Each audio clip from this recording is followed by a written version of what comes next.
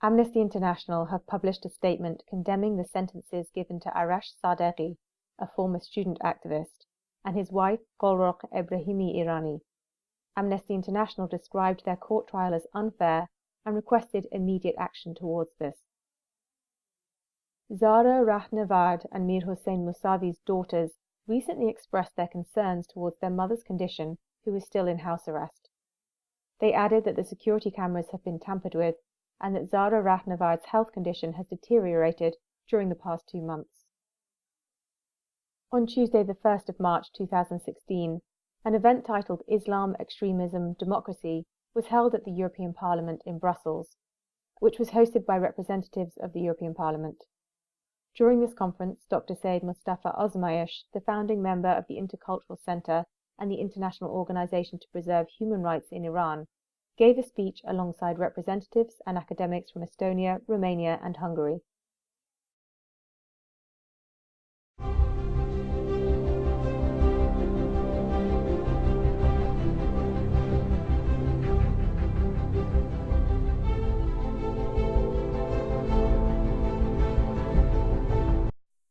A member of the Female Parliament fraction said that members of this fraction have written a letter objecting towards Article 90 of the Parliamentary Commission and Board of Directors, as well as the insulting speech given by Nader Ghazipour, who is the representative of the city of Urumia.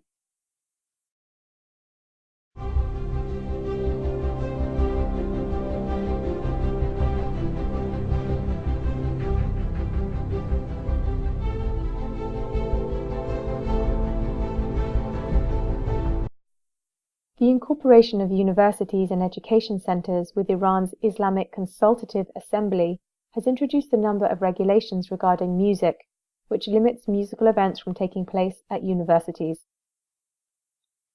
On Tuesday, the 8th of March 2016, 9 students of the Social Sciences Tehran University were contacted by telephone and summoned to the University Disciplinary Committee.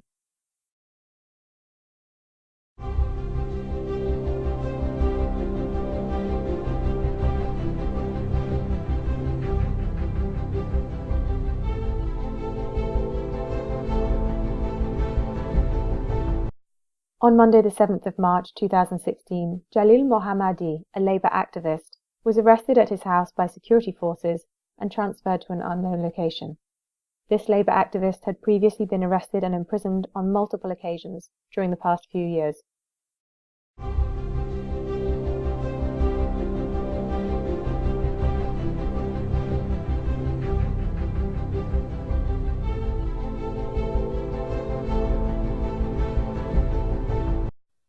The spokesman for the judiciary informed of the charges against those involved in the oil smuggling crimes and stated that these individuals will be charged with causing corruption on earth and sentenced to death. On Sunday, 6th of March 2016, a prisoner was hanged in the central prison of Gorgan. Hamid Atai, a journalist and the managing editor of the Arya News, was beaten up by unknown individuals in the Urumia city. This journalist was the main individual responsible for publishing the speeches of Ghazipour and expressing his criticism about Ghazipour to the MPs. 4 social networking activists have been arrested in the city of Arak on political charges. According to reports, they were arrested in late October of 2015 on charges of publishing critical content on a communicational network called Line. The judiciary spokesperson announced about the arrest of 8 models through social media and added that some of them have heavy charges against them, such as promoting prostitution and spreading corruption. Mohsen Shojai, a civil rights activist, one of many who were arrested during a gathering outside of Evin prison, said that he has to introduce himself to the Evin prison on Wednesday, 16th of March 2016.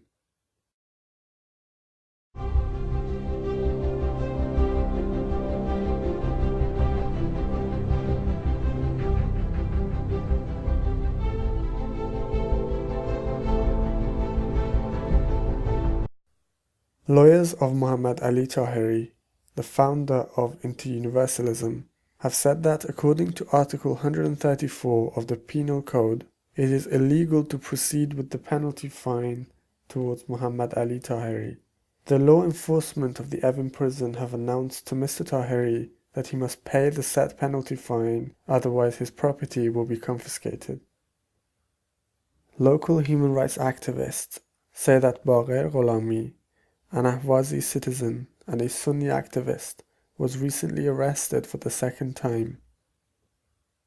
As it is close to the Iranian New Year and Iranian families are preparing to celebrate this occasion, a Baha'i couple by the names of Peyman Kushakbaghi and Azita Rafizadeh were arrested and were transferred to the prison in order to serve their lengthy imprisonment sentences.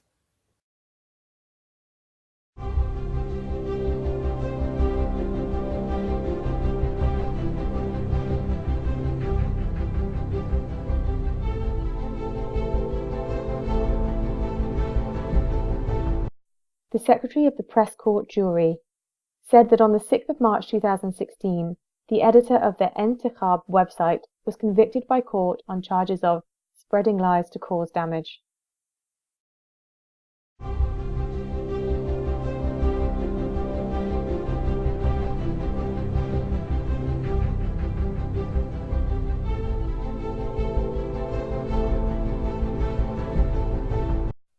The prisoners of Hall 10 of the Rajai Shah prison said that during the inspection on Monday 7th of March, the prison officials disrespected the prisoners and deliberately cluttered their belongings.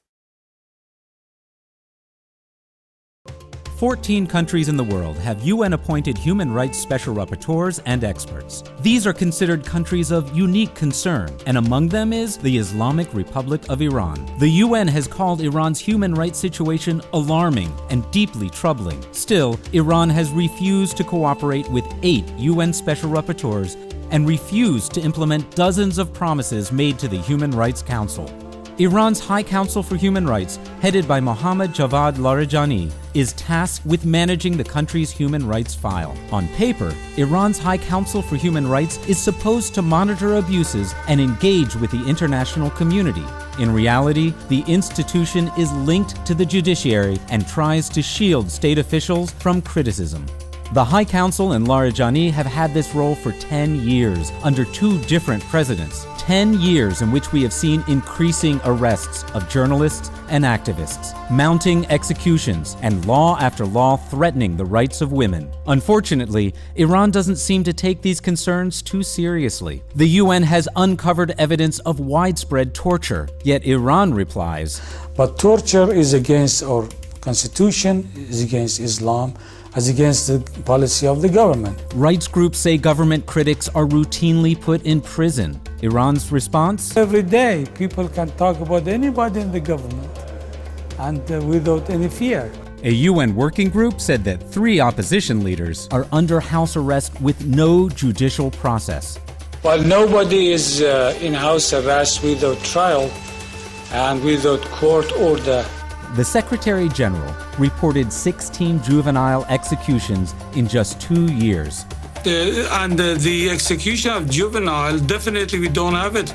If the country's main human rights body denies there is even a problem, then the UN must ensure the Special Rapporteur and other mechanisms can continue to monitor Iran.